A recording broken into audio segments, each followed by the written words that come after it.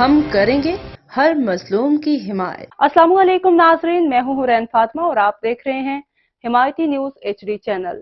نظر ڈالتے ہیں آج کی اہم خبر پر۔ اسلام آباد FBR اور ٹیلی کام آپریٹرز کا نان فائلرز کی سمز بلاک کرنے پر اتفاق ہو گیا ہے، جس کے بعد یومیہ بنیادوں پر 5000 موبائل فون سمز بند کی جائیں گی۔ FBR کا کہنا ہے کہ آج 5000 نان فائلرز کی سمز بلاک کی تفصیلات ٹیلی کام آپریٹرز کو دی گئی ہیں۔ FBR کے مطابق ٹیلی کام آپریٹرز کو روزانہ کی بنیاد پر مزید بیچز بھیجے جائیں گے۔ آپریٹرز نے نان فائلرز کو سمز بلاک سے خبردار کرنے کے پیغامات بھیجنا شروع کر دیے گئے ہیں۔